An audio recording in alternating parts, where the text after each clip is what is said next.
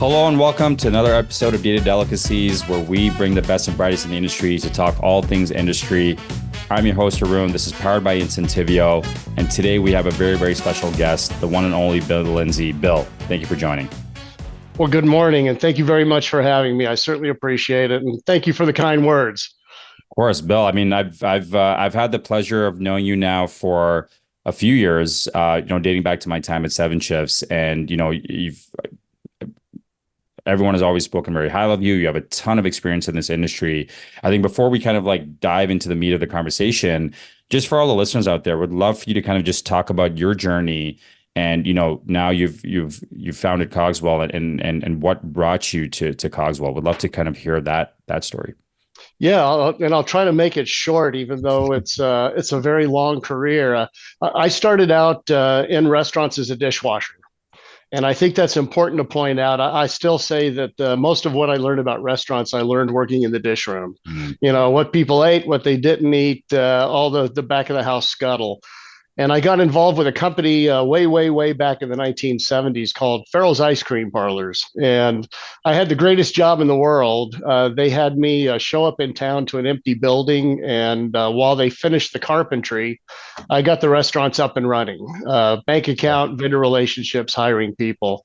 And it really set me up for my career that followed in Las Vegas. I went out to Las Vegas in the late 70s and did a short stint as a craps dealer. Wow. Did a great job managing in a restaurant, and I saw the cash these guys were making, and I'm good at math.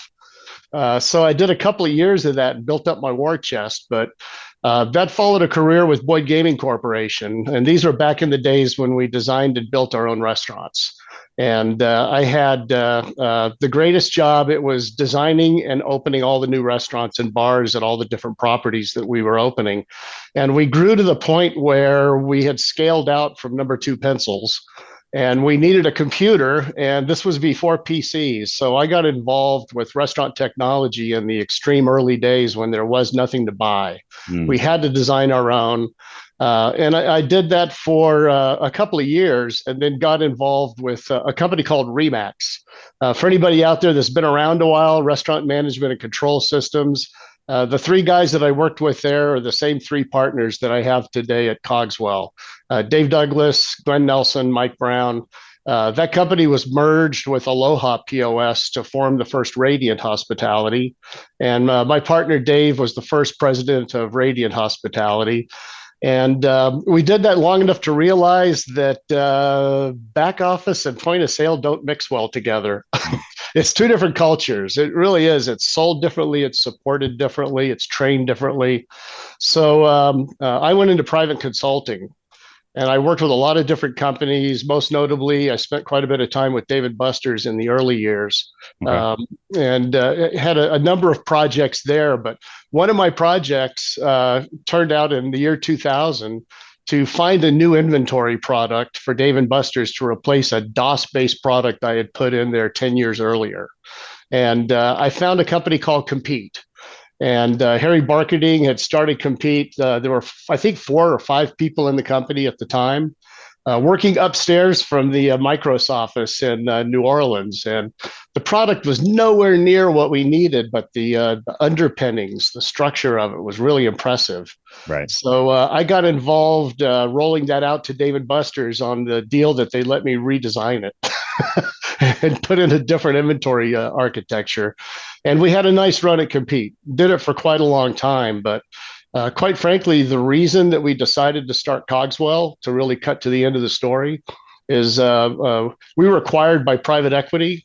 The company was later merged in or sold to Restaurant 365. And my partners and I had a great idea. Rather than trying to do everything, let's focus on the biggest problem that restaurants have, which is how to get their food cost under control without so much office time, without such a heavy-duty setup, without all the fragility that comes from the items and the pack sizes and the math behind it. So the short story is, after all the years we've been doing this, this is generation number 5. I had 4 other very successful products. COGS-well is a complete redesign from the bottom up. And what we tried to do is make something that sets up quickly, easier to maintain, eliminates the normal roadblocks and things that cause people to struggle with inventory. So I said I'd make it short. I didn't quite fulfill that, but there was a No, whole lot in between. I, I did a 3-year engagement as the managing director of the leisure and entertainment group for Micros. wow. Okay. Company called HSI, Hospitality Solutions International. So there are a lot of stops along the way, but where we are today is in a very, very exciting time with technology changing the way that it has. And so anyway, that's my short version. Yeah, yeah, no, and I know you've shared a lot of really cool stories, and for all the listeners, if you ever get a chance to get a dinner or drinks with Bill, he's got tons of amazing stories. So definitely, Um, yeah, I've and again, I'm sure we could spend hours, hearing some of those, especially some of the casino ones. You probably have some good ones there, but you talked about technology, kind of where it is now and the exciting time, right? And I'd love to get your take because again, you came from a time you said in the early days of restaurant tech, from pencils to computers, where now I feel like tech is advancing at such a rapid pace. And what are your general thoughts on that, right? Is it happening too fast for hospitality? Is it happening at the right time? yeah, it's interesting. Arun, the hospitality is always 3 to 5 years behind the curve. Hmm. And I think that that's okay because in restaurants, we don't have a lot of time to troubleshoot things. And everybody has a bad experience along the way trying to innovate some kind of a new technology that didn't work out well for them. Yeah. But I think that what's really changed, the big pivot, and this is coming from the guy who put the value proposition of an all-in-one solution out there back in 2000 and sold it very successfully for a long time. Um, the world has changed. Back when the POS server was in the office and it was hard to interface and it was difficult to get systems to speak to each other, all-in-one solutions made a tremendous amount of sense. But with the advent of the cloud and APIs, there's no point in having an all-in-one solution when you can choose best in class and get the right product for you, for your operation, for your culture, and for the amount of people you have to maintain it, and tie these things together into a very cohesive solution. And I'll give you a good example. If you were to sign up with me theoretically today for COGS-well, 2 to 3 days from now, we would deliver a functioning inventory system with your database set up. We would have you click on a couple of things and enter some credentials, and we would be immediately integrated with your NetSuite or Intact or QuickBooks Online. We'd be immediately integrated with your Toast point of sale or Revel or North Star. We have the ability to do these things so quickly now.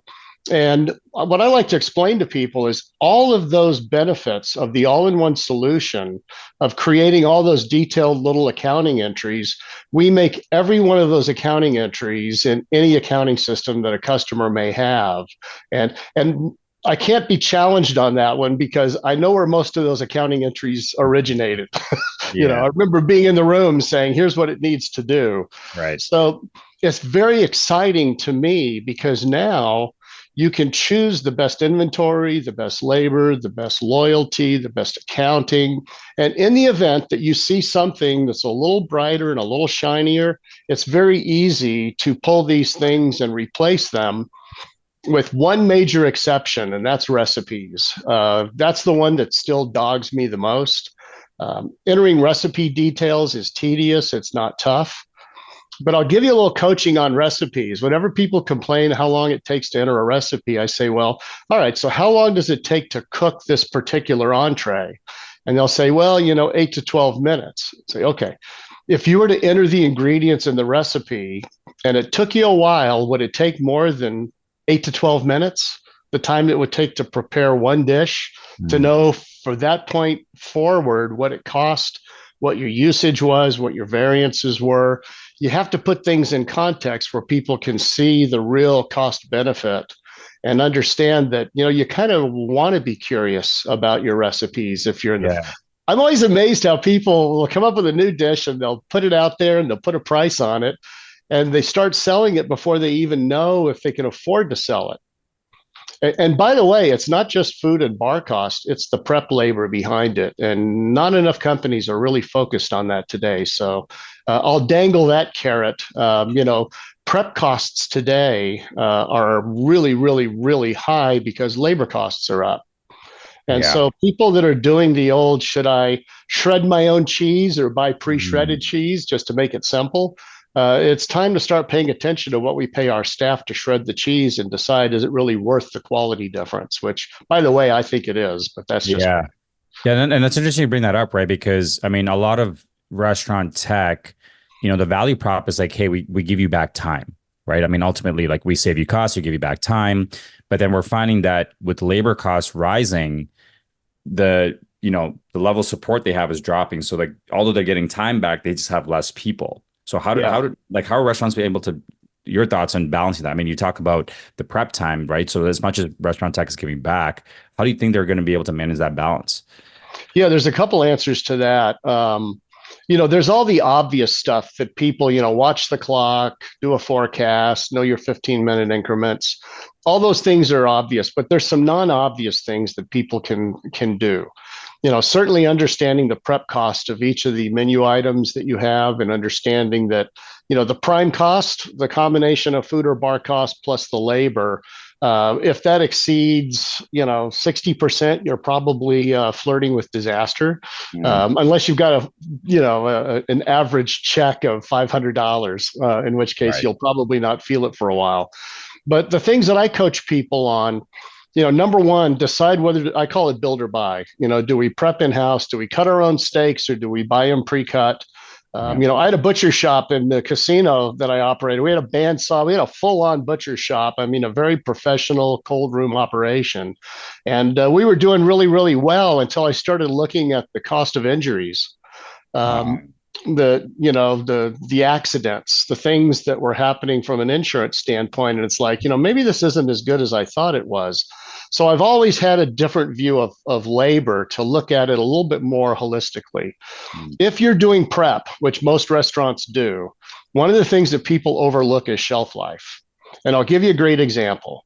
Let's say that you're making a product with a 5-day shelf life and you're making it fresh every day, and you tell you, we make fresh every day, it's fresh. Well, if it has a 5-day shelf life, you're burning 5 times the labor dollars that you need to burn. How about we make it once every 5 days and make it right and scale the batch for the demand, which requires a good forecast or usage projection. We have tools for that in COGS-well. We have friends out there that do this sort of thing, like Clear COGS. yep. Don't confuse us with Clear COGS, but we work very, very closely together at certain sites. But Clear COGS does a great job, and I'll put in a good word for them, of doing a real detailed forecast. And COGS-well, what we're doing is we're looking at historic trends, and we're saying, here's where you need to be based on what you're currently using. And Mm, we can help people get their labor costs down that way. Also, central commissaries are making a real resurgence. In the yep. cities, it makes sense because real estate's so expensive. If you get Yeah. one restaurant with a big enough kitchen to support 3 satellites, Yeah. that one's fairly obvious. But even in suburban areas, we're seeing people move to central production and commissary. And here's an interesting thing that's occurred. So we have these central commissaries that are doing all this intensive prep, and in our software, tracking what it costs to prep the items. When we transfer them out to the stores, we created a labor cost transfer function. So Mm. you're distributing the labor overhead cost Oh, I see. realistically, and it's coming out in a way that makes sense to everybody, because the more product that you use, the more labor cost you're paying for the central production. So Right. there's these little things that are beginning to happen that I think are changing the way people look at stuff. Yeah, and that's because you know, I live in the city. There's quite a few of those like ghost kitchen, commissary kitchen. I love that concept, right? Because you can, especially if my parents come over, I want to order food. We all want different things, so you can kind of like mix and match, get it delivered, pick it up, which is always great. Where I was trying to go with that is, are you seeing a trend of, obviously post pandemic, are you seeing more people come back to dine in? Are you seeing the trends go towards more of, delivery experience, and how does that play into now how you staff up and how you do your recipes and your costing in the back of house? Yeah, it's interesting. Different point of sale have different terminology. But generally, what we really want to be able to do is segregate the sales from a reporting standpoint based on how the product is being sold. Is it in-house? Is it patio? Is it catering? Is it delivery? And part of that is calculating your theoretical cost on all the stuff that you're putting out through these different channels. Hmm. Now, I can give you some anecdotal evidence. I don't have any real hard numbers to provide to you, but two things I think were very interesting about what happened during COVID. First off, we all kind of got used to ordering on the app and picking it up. Uh, I think we've all found a few restaurants that do a great job of that, and we're Yeah. probably driving more business to them because it's no friction. It's just Yeah. very, very. I mean, I work from home, but I like to go out to lunch, and so sometimes I have time to go out to lunch. But even if I'm in a demo, I can grab the app and order something, and by the time I finish my meeting, I can run up the street, it's waiting for me, and I'm back home. So they're getting more sales from me just because of the convenience. But I think we all kind of got starved for service. Mm. Even if you're in a restaurant, you're scanning that QR code and hoping somebody brings you your food. It's like, I assume I ordered. I don't know if I ordered, but I'm hoping it'll all show up here at some point. Right. Right. And there was a lot of opportunities for people to drive new technologies. And I think the clear winners were the curbside pickup, the grab and go type of process. But I think that people have really come back to, I want to sit down, I want to have a nice engagement with a server. I want somebody to suggest something I haven't tried before. So Yeah. that whole experience of that, I think that people are really back to it. At least, are you seeing the same thing in the I, areas that you're visiting? yeah, I think so. I think what I find, this is my personal experience. I would say if I'm ordering online, I'll kind of go with like my go-to favorites, right? It's a smash burger, it's a certain place. I know exactly what menu items, and I'm less likely to maybe explore the menu. Versus if I go into a restaurant, the staff there could sway me in a way to say, hey, you should try this as a special, or hey, we have a chef's menu today where you can try a bunch of things, right? Actually, I just did that the other day, and I'm like, this is great because these are items to the menu I wouldn't have normally ordered. But because I was there with the group, I got to try some stuff, and it's like, yeah, actually, I do really like these things. So I mean, I love the in-person dining experience. Depending on the time, obviously, it's summer here, it's great. In the wintertime, you don't really want to leave the house, but in terms of like conversation and if the place has good ambiance and good vibe, that's always nice. So yeah, I think it's depending on the time, it's good. But again, that in-person experience can get enhanced big time to your point with the interaction with the staff, where again, it just you explore more. I think the exploration of the menu happens more for me in store than it ever would when I'm just sitting at home. Yeah, and I think the other part of it is, I live in Reno, Nevada, which is a fairly small town. When I go into restaurants, I normally know a few people there. Quite Yeah. frequently, I know the servers, and it's like, I sit down and they know that I want a bottle of wine. Mm. They know, hey, you guys having the normal this or the that, so that the frequency that you visit and the fact that you become a more comfortable guest Yeah. because you don't have to order. I hate that word order. you Yeah. know, Yes. That's you true. know, it's like what are we having? I'm not Right. barking out orders. Right. I want to have a conversation about what we're going to have. But the other thing too that I thought I'd mention is with all of the delivery services that are out there and all of these third-party vendors. I know you get involved with a lot of this. I got involved with the folks at Loop Yeah. and Anon over at Loop, and I became good friends, and I serve as an advisor to Loop. But what they're doing with the accounting side, I mean, the Mm. marketing side, I think everybody kind of gets the idea, the analysis and all the BI portion. But the intricacies of the accounting, and this is from a guy who sold accounting software to restaurants for a long time, is fascinating to me. I don't know how anybody reconciles their books without a product like Loop. Got it. So try Yeah. loop.ai. I'll drop that out there for anybody that's interested in finding Yeah, out yeah, more. and then big shout out to Anan and team. I know they're doing some really cool stuff, and it sounds like they've been killing it because I think that piece, like the even just the reconciliation, refunds, all of that stuff is become such a mess, right? And more and more of that is happening now, especially if you look at larger orders, catering. More and more folks are going to catering. So many transactions are happening digitally. Even if people are just coming and pick up, it's like how do you keep track of all that? Can sometimes be a nightmare. Yeah, it's a many-headed hydra, and I think the other part of it is from a food cost standpoint, understanding what your cost of goods sold is on the stuff that you're Mhm. having delivered, with all the fees that are associated with it. Not everybody is that curious about the numbers. They look at the bank account, and the one number they want to know is there any cash left at the end of the month? Cash flow. Yep. Um, yeah, and that's certainly a good way to get started. But I think with all the data that's out there now, companies like Loop and COGS-well, for that matter, boil all that data down into simple data sets so that people can just look at it and say, why did I sell 1,000 hamburgers and use more than 1,000 buns? What's Mm. happening here? Do I have a vendor problem? Is it stale? Is it an employee handling problem? Why do we have that kind of a situation? And I'm always surprised at the number of people that aren't that curious. And do you Yeah, feel that's I'd love to pick on that because do you feel that's just a lack of understanding of like all the different intricacies as part of running an operation, or is it just almost like it's a scary thing and it's like I don't even know how to deal with it, so I'm just going to kind of brush it under the rug? I mean, would love to get your thoughts there. yeah. There's two, well, arguably, there's two controllable costs in a restaurant: food or bar cost and labor cost. And everyone understands clocking in and out. They understand breaks and time punches and overtime rules and all the intricacies that go into managing a staff. Um, but when it comes to their food cost, people tend to think they kind of know what's happening.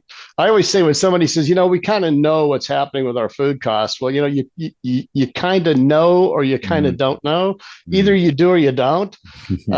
So the one thing that always surprises me, and I'll put this in the context of COGS-well, we build the inventory item database for our customers.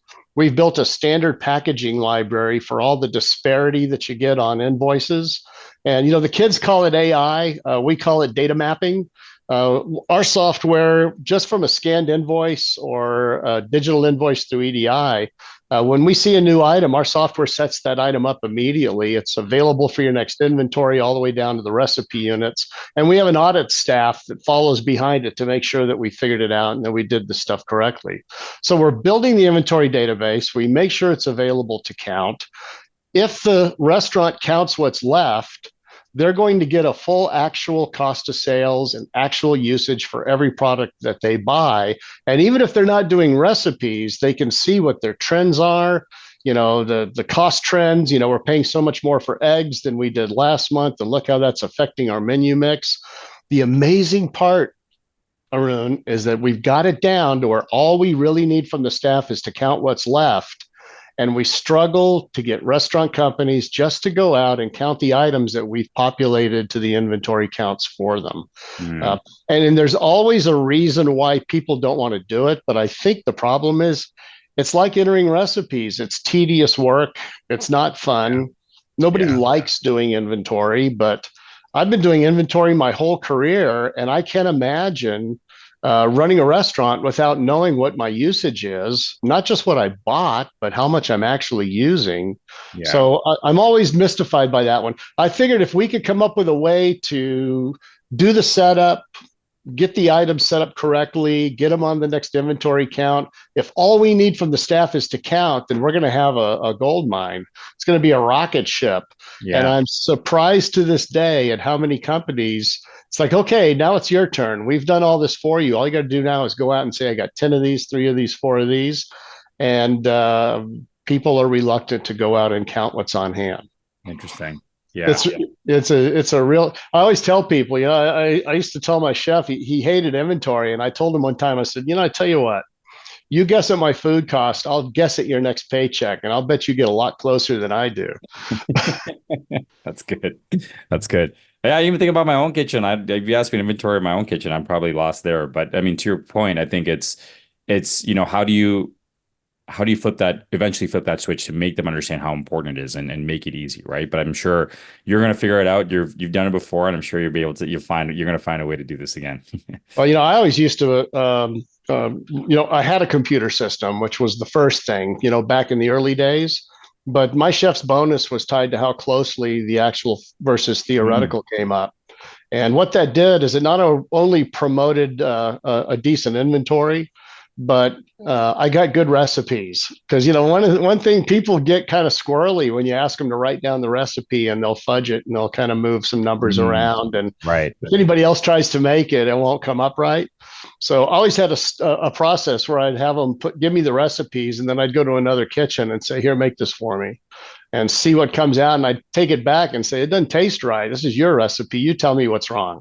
So it's Interesting. getting Huh. people to understand that's the Yeah. business we're in. And if you don't enjoy that, why are you in restaurants? Right. Yeah. You know, Yeah, yeah, yeah. So it it's sounds like incentivizing the right way is sometimes the way to get that right behavior going.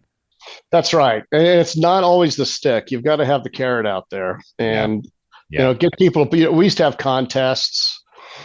Back in the casino days, we had like a $4.95 prime rib dinner with all you could eat salad bar, a baked potato about the size of my head, and a corn cobbette for $4.95. And there'd be a line wrapped around the bar, people waiting to get in to have the 4.95 prime. And we were having a problem because, you can't whip up a prime rib. You got to plan ahead. Yeah. Yeah. So we're in the casino business. So when people would come into work, we had a little pool in the back, and everybody would put in $1. And we had a board, and you would register how many prime rib we're going to go through tonight. And then throughout the evening, people were interested. It's like, hey, what's the count? What's the count? Am I close? Am I over? Am I Oh, under? that's okay. Yeah, yeah. So what's the term? You gamify it or something Yep. like that. We Yep. didn't know the term. We just knew this worked. This is where it was working.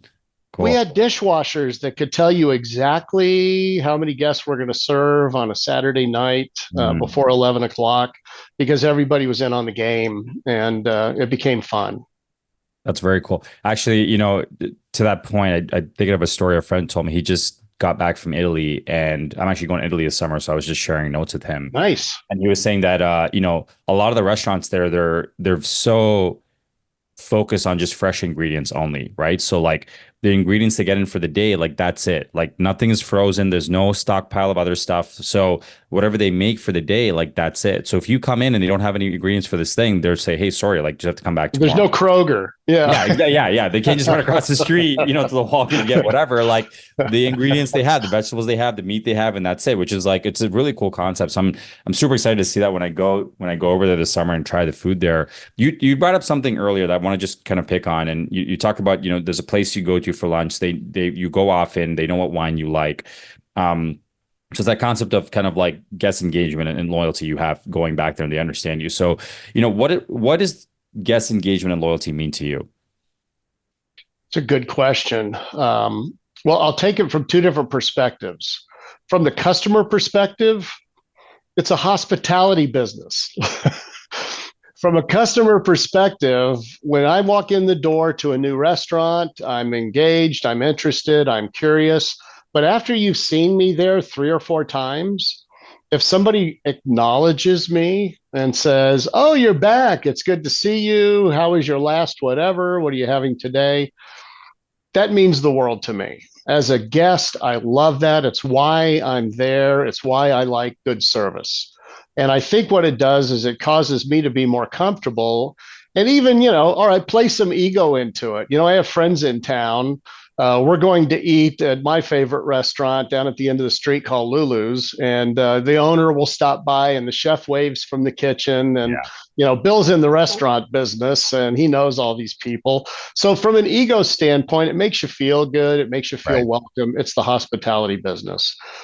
On the other hand, from the house, from the restaurant operator standpoint, I want to know that there are certain people I can count on, my Mm. regulars. When COVID hit, there were certain restaurants in town that I ordered from, not because I was dying for their food, but I wanted to throw them some business. Work. I want to make sure that they're there when we come out the other side of this thing. And I always wanted to make sure that I hit as many places I could to keep these people going. But when I go into the restaurant, I'm sorry, as an operator, when I'm looking out over the restaurant at all the people that are coming through, certainly you want new business as much as you can find. But when you start seeing those repeat faces, that's bank. Yeah. That's the foundation that we can build on a slow Tuesday night. I know I'm going to see Arun. I know I'm going to see Joe. I know I'm going to see Sally. They come by usually at least once or twice a week. So I think that part of what's happening after COVID is that people are learning how to re-engage. Mhm. We're not standing 6 feet apart. We're not hiding behind a mask or some other kind of plexiglass, whatever it might be. I still call them sneeze guards. I don't know if that's what the term is, but they need a sneeze guard at the bank, right? That sort of Yeah. thing. Yeah. But I think that really the loyalty side of it is, how do you build that network of regulars that you can count on? Cheers said it best, or everybody knows your name. Yes. That's gold. That gets you through the tough times. Yeah. Absolutely. Yeah. And I think if I look at, same thing during the pandemic, we try to order from places we knew were more mom and pops, and then we try and do more pickup versus delivery. So they'd actually save money from the delivery costs. And then, I have a few friends that own a couple places here, and I'll try and support them where I can, because again, one, to your point, from an ego perspective, they know you, it's that handshake thing, or you go a place frequent enough that they know your order, or you want the same thing kind of thing. So that's always nice. And I mean, that's a big part of what we're trying to build over here at Incentivio, is to give, operators the data to be able to do that across multiple locations. Because I think that, to your point, I mean, we travel a lot, right? So I play the whole points thing. And Oh yeah. with the Marriott, I give Marriott a ton of credit, because every Marriott I go to, what's for the first time or whatever, the first thing they do is greet me and say, "Hey, Mr. Kumar, thank you for your loyalty and being a member," right? Just that small little thing, it makes you feel good. And I feel like Yeah. more places could do that, but are we doing a good enough job, or in general, to give them that information to say that, right? Or is that part of the culture of that brand? We don't know, but I know that Marriott it's clear that top down, that is the messaging. It's like, hey, listen, a loyalty member comes through, regardless of what tier they're at, you're going to greet them, you're going to do this, and that, to your point, feels really good. It's hospitality. I mean, Yeah. it's hospitality, and that's why it'll work or it won't work when you really kind of boil it down. I mentioned private equity. When Compete was acquired by private equity, I'm sitting in these meetings and I'm listening to all these new voices in the room with how we're going to do this and do that, and all the buzzwords that I had to Yeah. look up and figure out what they're talking about. And I stopped one time and I said, "Look, I just want to say one thing. Before you go any farther, understand this. This is the hospitality business. It's not software business. It's not SaaS. I really don't like that term. It just sounds kind of, I don't know, Yeah. SaaS. Yeah. But it's not the software business. It's not just about recurring cash. We're in the hospitality business. And if you don't treat these people the way they treat their customers, there's a disconnect. And we're not going to get along like we used to get along. And that's why I always try to hire people with industry experience, industry empathy. You've been there, you know what it feels like. You can understand the challenges that people go through. But I'll tell you some of the things that seem to be lost. In the past, it seemed to be more frequent that if I'm a regular at a restaurant, that occasionally somebody would pick up a check or Hmm. send a dessert, or hey, the Yeah. chef wants you to this is a new appetizer, it's going to be on the new menu, and you may or may not like it, but we're interested from a regular customer's perspective on what you think. Yeah, I'll tell you a great story. You want to hear a great story? So we're at NRA one year, and I threw down the gauntlet. I said, we're going to solve once and forever and answer the question, what's better, dry aged or wet aged porterhouse? Okay. So we had dinners planned, and we went to my favorite restaurants, and we had dry aged and we had wet aged. And the punchline is we couldn't decide. They were all great. But we were at David Burke's Prime, and the greatest table turn move I've ever seen. We're having a great time. We're drinking. We're having fun. We're having dessert. We've been there for a little bit. The place is super busy for NRA. Manager comes around, introduces himself, asks a couple of things. By the way, we've got a basement dry aged vault. Are you guys are industry? Are you curious to, I said, I would love to see it. So, Mm. okay, here comes the table. We're Pied Piper through the restaurant. I'm glancing at my competitors that are like, gosh, Bill's going to the kitchen. And off we go down to the basement. It was a wonderful experience. And we came up a different door and it dropped us into the bar. And as Mm. we came up into the bar, I looked in the dining room and there were people having drinks at our table. They had flopped that table over and made us feel special while they did it. Right. Right. And I grabbed the manager by the arm and I said, congratulations. I said, that was a real pro move. I'll Yeah. remember this one for a long time because I felt so good about it, but they kicked me out of that table as fast as they possibly Yeah. could. Yeah. Yeah. So, Yeah. But the yeah, experience, to your point, that it's almost like the carrot they dangled was great. So then you don't even worry about the table turn. First, I remember when just coming out of the pandemic where restaurants had like limited table, and I understand they had to move tables quick, but like the first thing you sit down, they tell you, hey, by the way, you have to be out of here in 90 minutes. Right. And it's like, I understand that, but probably could have been a better way to message that where you don't feel yeah, rushed, like you don't feel like a transaction, you know. But yeah. again, the way it sounds like they've done this thing before, where it's like, yeah, let's take your thing here, and then next thing you know that you're, yeah, yeah, yeah, Yeah, it was a great move. It's like the airlines. If the flight's running late, they blame it on the passengers. You're not sitting down quickly enough. right, It's like, right, oh, it's my fault. yeah, yeah, yeah, yeah. Your suitcases, oh, someone's suitcase, whatever. Um, Yeah, so you brought up buzzwords, right? You're in this private equity room, buzzwords come up. We're seeing a lot of that now in the industry, right? AI, yeah. ML. What are your thoughts on the buzzwords we're hearing today? And is it fad? Is it real?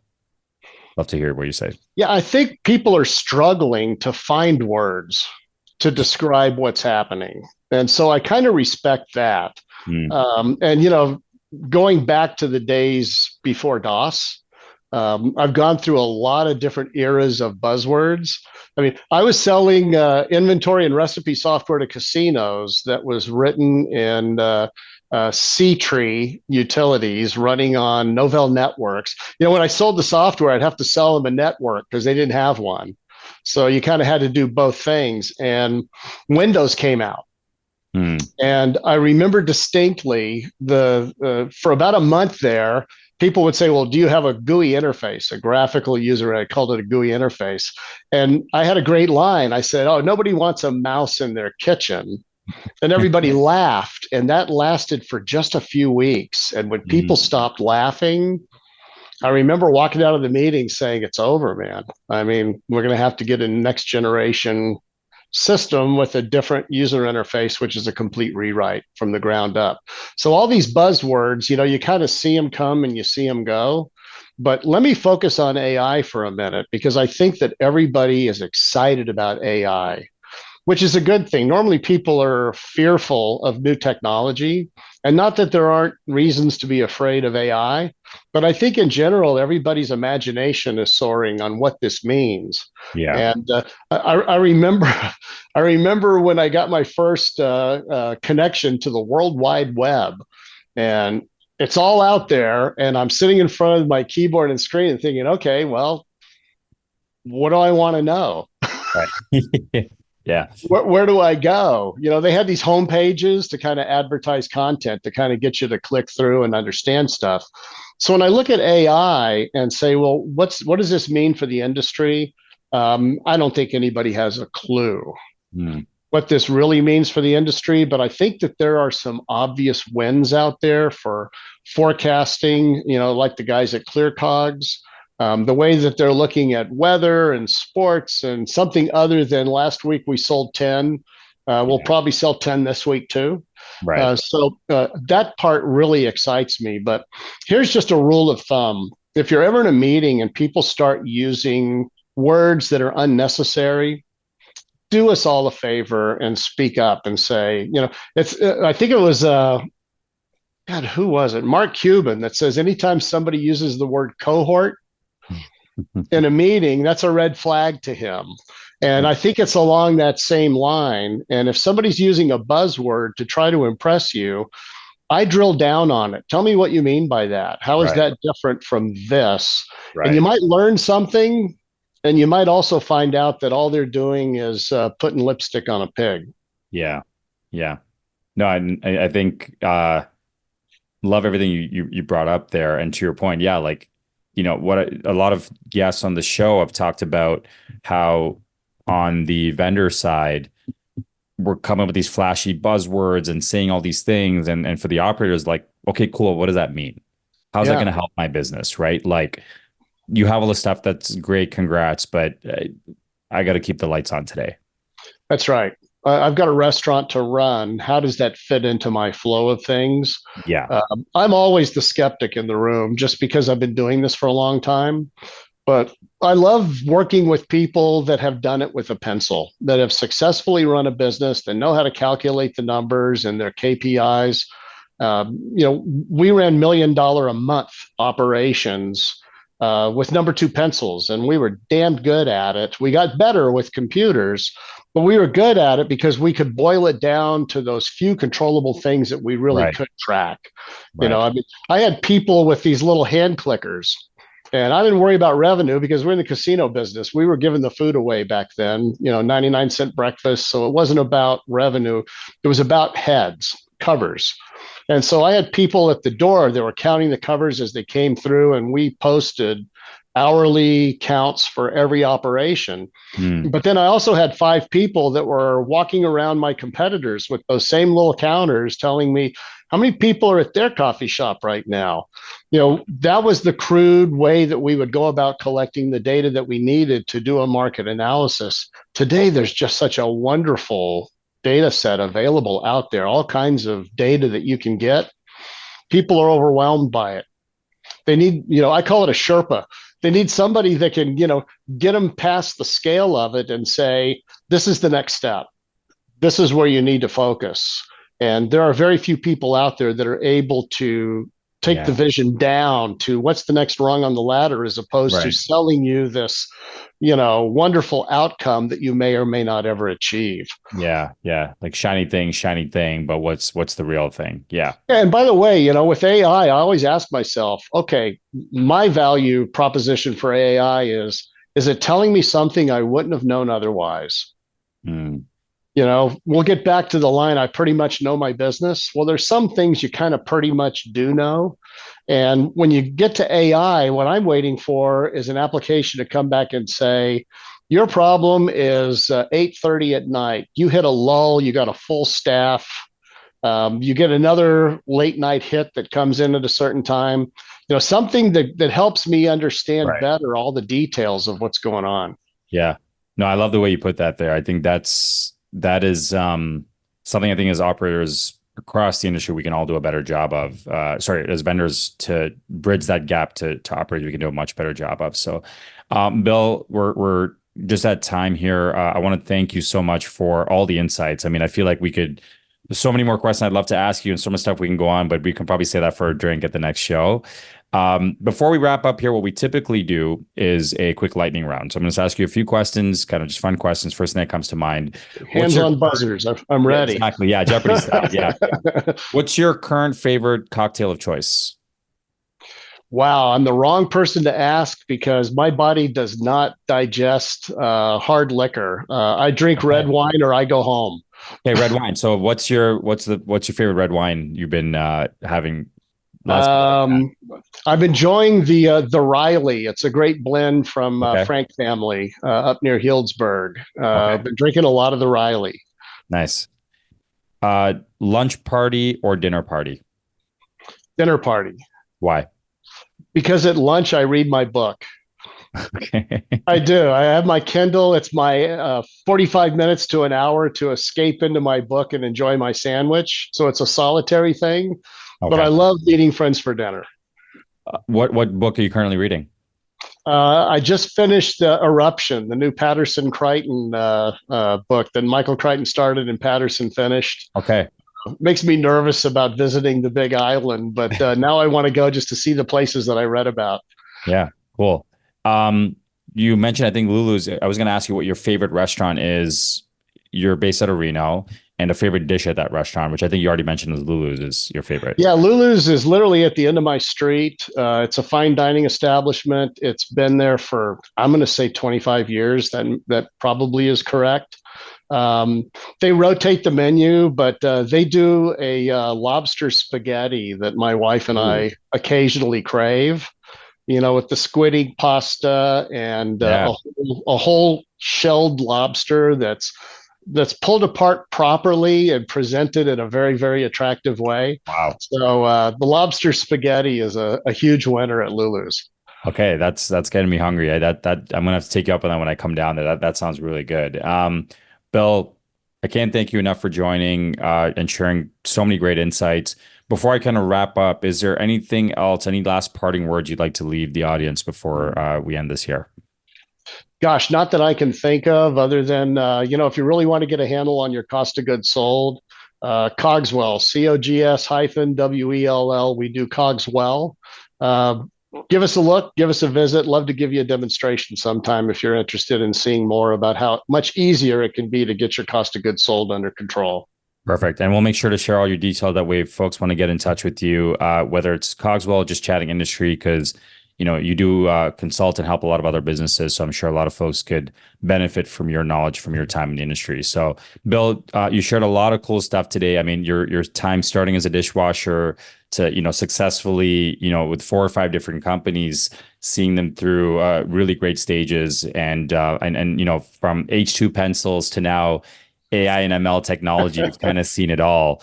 And, I think what you're really trying to do is take the very tedious work that's overlooked by a lot of operators and make that simple, but more importantly, show them how important that is.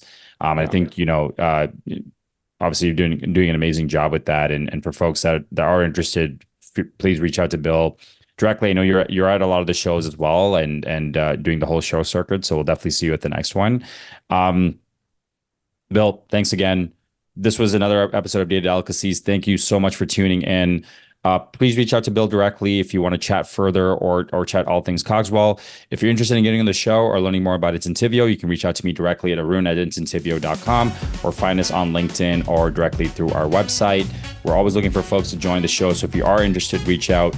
We do have some few spots available as we're stacking up these episodes. If not, I will see you on the road at one of the shows that are coming up. And again, Bill, thanks again for joining. Really appreciate your time. Thank you very much. It's always a pleasure.